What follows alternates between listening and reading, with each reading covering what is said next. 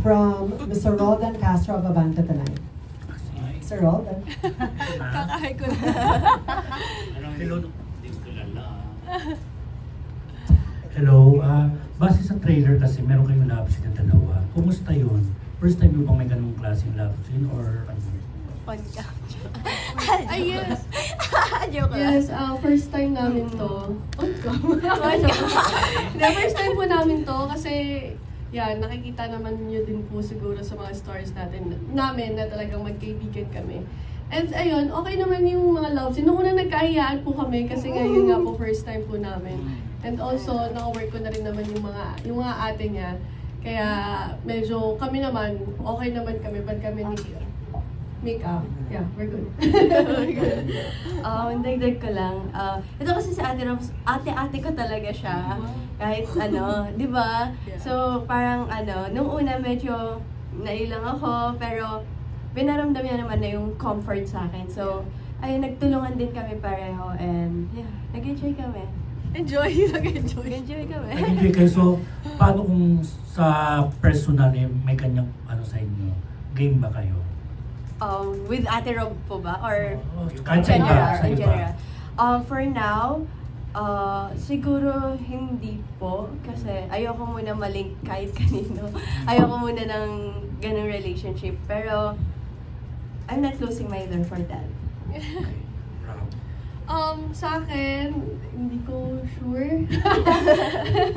Kasi, may mga nanliligaw naman ng mga ibang, like, before sa akin. Nanliligaw sa akin ng mga babae, mga lesbian talaga. Pero, hindi po ako ready sa ganung relationship. Pero, sa naman, when it comes to work naman po, wala naman po sa akin ilangan yun. As long as na, lalo na sobrang close friend ko sila, Micaela. Pero ano naging preparation nyo sa scene na yun? May preparation ba kayo? Wala naman eh. Wala naman po. Wala naman Kasi- po kami naging kasi, Sabay tayo maligo. so nagsasabay po kami. Sabay kami maligo talaga. Sabay kami maligo. So, ganun talaga yung kapagiging comfortable namin sa isa't isa. So, saan kayo mas nahirapan? Sa eksena na kapwa babae o sa eksena na sa kapwa lalaki? Ay, sa kapwa lalaki.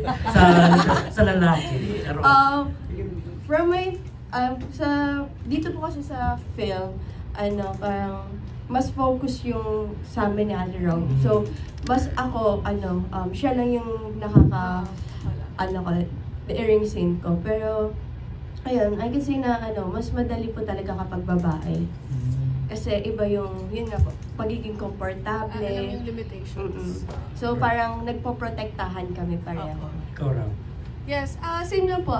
Ayun, pagdating kasi sa kapwa babae, alam po namin kung ano yung limitations namin sa isa't isa. And ayun, wala po kaming ilangan.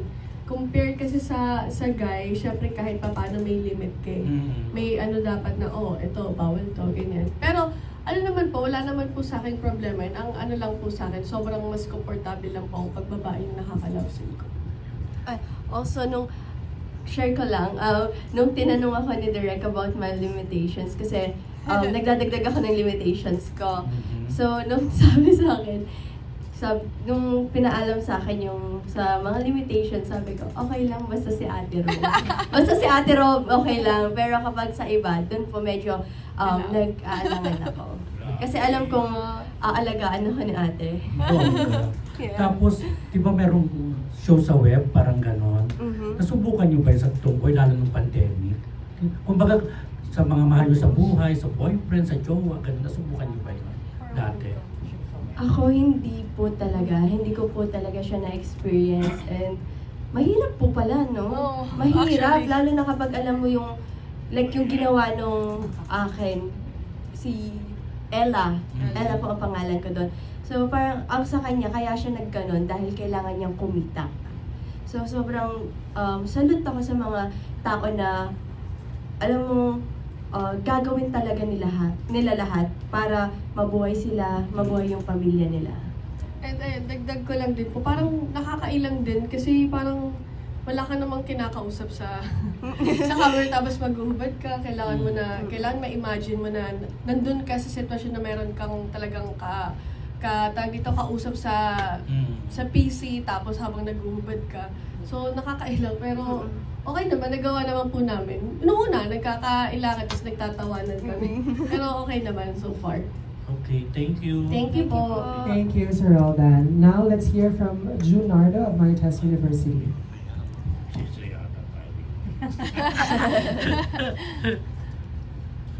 How far did you go dun sa inyong mga eksena, yung mga daring scenes nyo sa movie? Ano, how far? Na talagang yung mga nanonood ng Viva Max talagang ma-arouse, may impress. Oh, like what I said po kanina, Lalo, pumayag talaga ako, kilala mo sabi yan, ko, diba? basta si Ate Rob, game ako. So, wala. may mga nagawa ako dito sa films na hindi ko talaga pinayagan before. So, ayun, abangan natin. Yes, And also, may mga magagandang eksena kami dito. Kasi, like yan, nakikita nyo naman sa may poster. Parang may mga something kami sa katawan. So, nag-create kami ng iba para tawag yun, so, nilaro namin yung ano namin dito, yung mga love scene namin. Kaya sana abangan po ninyo. Napanood din ba kayo ng mga contents na, yung adult contents na ng mga babae, nakapanood kayo bago nyo ginawa itong movie? Did you watch? Hindi naman po. Wow. Opo. Kasi ano naman din po, sa mga nagawa ko naman pong mga previous films, may mga First time mo to, yung ganito? Yung GL po, hindi po. Hindi. May mga nagawa naman po. Kaya nga po yung ano po, naka-work ko po yung ate niya. Si Sino? Angela Morena po. Si Angela. Siya po ang pinaka-first na, first na naging ka-GL ko. Yung ex-girl. Ayun po. So far, may mga natutunan naman po ako sa mga previous na GL ko. So parang ano lang, to walk in the park, ganun. Parang simple. Opo, hindi naman po. Parang nadadagdagan lang naman din po yung mga knowledge ko about sa GL. Ganun po. Ikaw, Micaela, first time to, ganito? Hindi po. May nagawa na po ako before sa kasama ko po dun si Queen Carillo. Nakalimutan ko na. Tsaka yung sa before po, nung last film po ng Viva Max, yung Bed Spacer with Christine Bermas. So, ito parang pangatlo ko na po.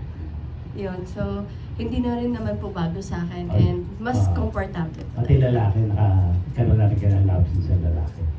Opo. Which do you prefer? Ano mas gusto mo? Babae, lalaki? Babae. Babae talaga. Okay, thank you and good luck. Thank you. May additional question na si Roldan. Hindi na. Hindi sabi ko first time pala sa kanyang dalawa yung first time. First time yung dalawa together. First time po namin together ni Mika. Thank you, Sir June. June. Okay. Let's hear from Matt Cesara of La Cuchara Lovers.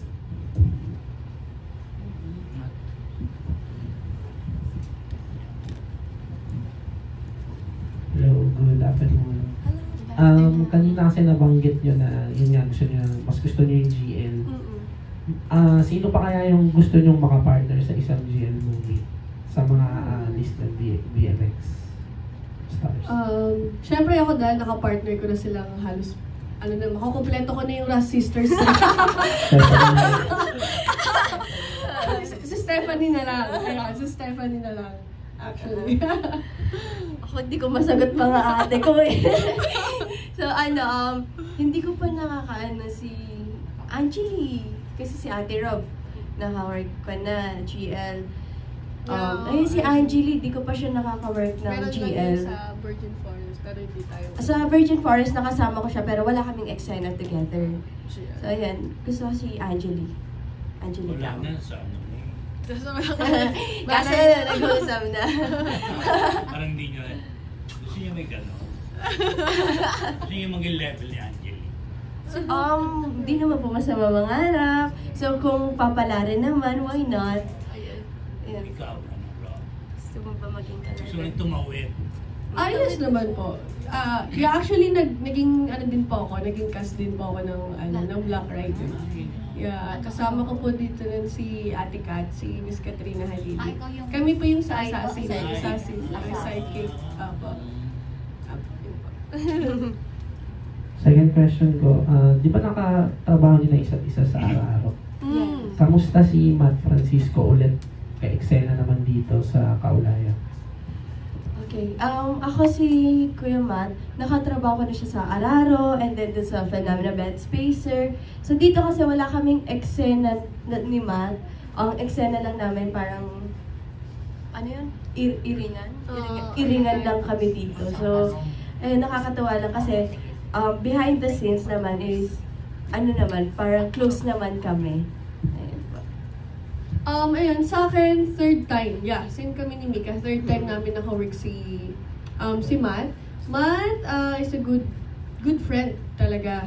Lalo na on and off cam, sobrang good ni Matt sa pagdating sa mga eksena and syempre sa pagiging niya, Kuya. Sorry, Matt, naging kuya. Ayan, and ayun, sobrang caring niya and maalaga siya pagdating sa set.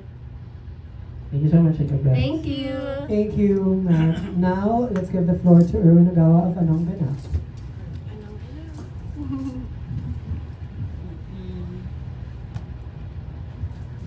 So, congrats sa new movie. So, ngayon bigyan nyo na ng role yung parang trabaho na gano'n. So, ang realization nyo sa mga gumagawa ng gano'n na sa harap ng pleasure hub worker? Ayan, for me, ang masasabi ko lang naman pagdating sa mga ganong work, hindi naman natin kasi masisisi yung mga ibang tao kung yun talaga yung way nila, kung paano sila kumita. No judgment, sabi nga nila. And, syempre, ayoko rin naman din i-advise to sa mga ibang, lalo na mga kabataan natin, na hanggat maaari, wag nilang gawin yun. Kung may ibang paraan na kaya nilang magtrabaho, kahit sabihin natin mga crew, ganyan, wala naman problema. Basta, alam nila sa sarili nila na hindi sila mapupunta doon sa ganung eksena. Pero yun nga, sabi ko nga, nasa tao din yan. Pero wala naman nga tayong judgment for that. Yeah. Ako naman po, hindi naman po ako against and hindi naman po ako sang-ayon din. So, pero kung personal po kasi, hindi ko siya magagawa. Pero kapag sa ibang tao, parang buhay nila yan, wala naman ako magagawa. Hindi naman nila ako tinatapakan. So, okay lang po sa akin na go do you. So, last question. Anong feeling nyo parang lumalakas na yung GL market, di ba? So, parang buwang pati na sa BL. So, anong feeling nyo sa Love! Yes! Sana mas marami pa. And yeah, mahal na mahal ko yung mga girls, kaya mabuhay yung mga babae. Bahala na yun, guys. Charot! Yeah, ako din. Siyempre, sobrang happy ako na nagiging successful unti-unti ang GL. Lalo na, siyempre, Viva, of course, thank you so much, Viva. And nabibigyan ng mas, yung babae, ng highlight. Kumbaga, ayun. So, nakakatuwa. And sobrang nakaka-proud. Siyempre, kasi isa din ako sa tawag ito, girl na ito nga, unti-unti natin na kukuha. Ayun. Thank you. Thank you so much. Happy Pride! Yes! Ako po, first time ko po mag-GL. Nakasali. Char lang. Thanks, Erwin. Now, let's hear from Jojo Panaligan of Rider PH.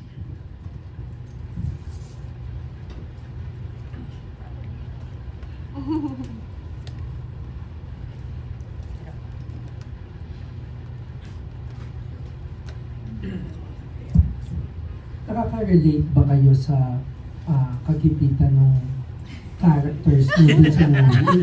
Sa totoong buhay, nagipit kayo and then kailangan nyo gumawa ng... Hindi naman siguro ganyan, pero ng drastic na bagay or something that you didn't think you'd do but you did.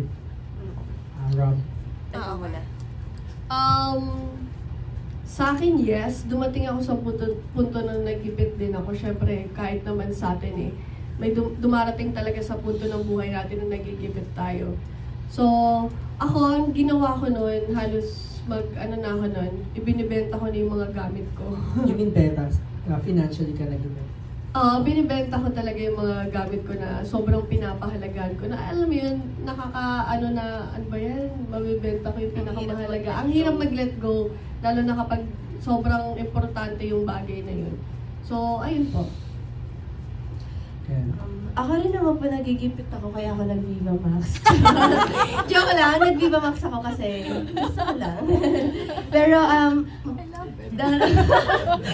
pero hindi naman po umabot sa point na ibebenta ko yung katawan ko, yung kaluluwa ko. Hanggang Viva Max lang ako. Happy naman po ako sa ginagawa ko. And ayun, sana makatawid para yan. And ayun, dagdag ko lang, sabi ko nga kanina na kung may ibang paraan naman para mag-work, maghanap ng ibang paraan para, alam mo yun, na hindi dumarating sa punto na kailangan mo nang ibenta yung katawan mo. Pero yun nga, sinabi ko nga kanina, ulitin ko ulit, na wala naman tayong magagawa kung yun yung way talaga nila. And no judgment for that. Ayun po. Thanks. Second question ko, kanina sinabi niyo na wala kayong, you don't judge people who engage in ganitong work, if it's work, ano. But what do you think na sa media lately, talagang dumadalas na yung pag-feature sa mga online sex worker, ini-interview na din, ginagawan pa ng feature article. I ask that kasi as we do that, nagiging nanonormalize yung ganung trabaho. But at the same time, karapatan din naman nila magsalita and talk about themselves. What are your thoughts on that? Na lumalabas na sila sa media? Minsan kasi ang hirap magbigay ng magandang opinion kasi hindi mo alam kung yung sasabihin mo is makaka-apekto ba ng masama sa kanila or makakabuti. Wala naman problema kung yun yung way nila ng way nila kung paano sila kumita. Pero I suggest na hindi dapat na masyadong i-feature yung mga ganong bagay. Kasi lalo na yung mga batang paparating sa atin, mga lumalaking mga bata, baka isipin nila, ay okay lang pala na ganyan yung trabaho natin kahit di tayo magtapos ng pag-aaral. So, ayun, medyo 50-50 ako dun sa ganong klaseng nila. Pero yung trabaho itself, you don't judge it? Yeah, wala naman eh. Kasi wala tayong magagawa sa tao. Nasa tao talaga kasi yan. So, ayun po. Feel ko di tayo pareho ng opinion. Well, ako kasi, ako okay lang sa akin kahit na ganun. Kasi nalalaman natin yung storya kung bakit nila ginagawa yon. And at the same time, may i-inspire tayo na mas gawin pa natin gumawa tayo ng mabuting trabaho. Like, para, alam mo yun, makikita mo sa kanila na, ay, ganyan pala abot pala sa point na ganito. So, gagawa ka na ng way para hindi ka umabot sa point na ganito. Kapag nalaman mo yung storya nila, na-inspire ka na magtrabaho talaga ng maigi, ng maayos. And, yeah, parang, sa kanila naman na yun eh. Kung pumayag naman sila magpa-interview din, rights naman nila. Tama ba yung pagkakaintindi ko ni Kaela na yung mga kapatid mo din, Viva Max artists, talents? Yes, 3 po kami sa... How does that feel in the family na 3 kayong nag-Viva Max? Fun! Kasi nag-share kami ng mga thoughts about mga binabaks. Joke lang, hindi kami nababaksa. Nag-share kami ng thoughts like, oh, kamusta katrabaho si ganto ganyan. So, ate, nakatrabaho mo na ba si ganto? Kamusta siya? Ano yung mga ganto ganyan? So, at least, nalalaman namin sa isa't isa kung ano yung e-expect namin. Ako po youngest, 21. Eldest po is Angela Morena, and then Stephanie Ras, Micaela Ras. Si Angela kasi sumunod siya kay tita ko, Lara Morena. Kaya Morena yung apelido niya, screen name niya. Hindi Ras. Angela. Apo. Morena lang. Kasi Morena naman din. Finally, ano ang magandang aral na pwedeng makuha kahit na ba Viva Max movie ito? Kasi di ba, sexy ang movie. It's all about women empowerment, that you make choices according sa gusto nyo. Ano naman yung redeeming value or redeeming lesson? Especially, feature nyo yung online sex work. Dito po sa Kaulaya, parang hindi lang naman po siya about sa sexy, about siya sa friendship, relationship ng magjowa. So marami po talaga siyang marami kang matututunan kung kailan ka kung hanggang kailan ka talaga mag-hold on or kung hanggang kailan ka magle-let go sa isang tao. And ano naman po, digdag ko lang, regarding naman din nga sa istorya nito is yung nga pa yung work namin, pumasok na po kami sa ganung klaseng trabaho. Dapat, tawag ito, maghanap pa rin tayo ng ibang pwede nating, ulitin ko lang din po, as much as possible, maghanap pa rin tayo ng maayos na work. And huwag tayo magpapa-impluwensya sa, sa ibang tao or kahit sabihin natin kaibigan natin. Kasi kahit pa paano naman, di ba? Kung talagang mahal ka ng kaibigan mo, hindi ka ililihis sa ganyang klaseng trabaho. May pahabol pala ako. Yung mga releases kasi na binibigay sa amin ng Viva, talagang nakalagay doon available ng Viva Max sa Guam, sa ganyan, sa ang daming bansa. May nag-reach out ba sa inyong OFW or even foreigner? Yeah. And do they send you gifts or may nagtatangka bang manligaw? Yes po, hindi naman po siguro kami magpapa-impok.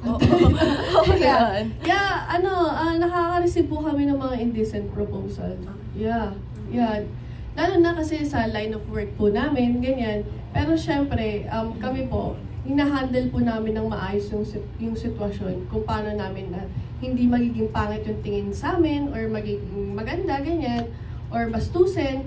Kaya ang ginagawa lang po namin minsan is, ako ang ginagawa ko is hindi ko na lang din minsan pinapansin. Okay lang na sabihan ako ng masungit, pero ayoko na dumating ako sa puto na ayun, ganyan na nga yung trabaho mo, tapos papatol ka pa sa ganun, di ba? OFW ba or foreigner? Yung mga iba po, mga foreigner, ganyan. Anong nationality? Hindi ko po alam, iba-iba eh. Hindi ko na rin po inalam. Ayun po. Well, ako naman po, same lang din, meron talaga natatanggap, hindi naman din po maiiwasan yan. And parang na-expect ko na rin po, kasi alam mo na, ganyan yung mga lalaki talaga. Joke lang. Pero ayun, parang nakakaano na. Parang aping-api sa akin yung mga lalaki. Hindi, very joke lang po. Siyempre, i-handle talaga yun ng maayos. Ang naiinis lang po talaga ako kapag porque alam nilang Viva Max, parang okay lang sa kanila na bastusin kami. Ayun yung ayoko. Yun yung parang off na talaga sa akin. So, parang mag-ingat na lang din po sa mga sinasabi kasi tao lang din naman kami, may pakaramdam din naman kami. Pero as a rule, kapag ba in-offer, kahit hindi ka Viva Max talent, pag in-offeran ka ba ng regalo na alam mong may in-expect na kapalit, hindi mo dapat tanggapin. Kasi may iba tinatanggap pa din thinking na hindi ko naman hiningi yan at saka hindi ko naman ibibigay yung gusto nila. What are your thoughts? Sige. Thank you. Kung ako naman, kung alam kung ramdam ko na may gusto siya in return, parang iwas na ako. Hindi mo natatanggapin? Hindi ko natatanggapin. Kasi parang guilt trip pa yun eh. So, wag na lang. Tsaka parang mo lang din pinaasa, binigyan mo ng hope yung guy na wala naman pala, bakit mo tinanggap? Diba? So, nakakaawa din sa side nila. Ganun. Thank you, Jojo. Now let's hear from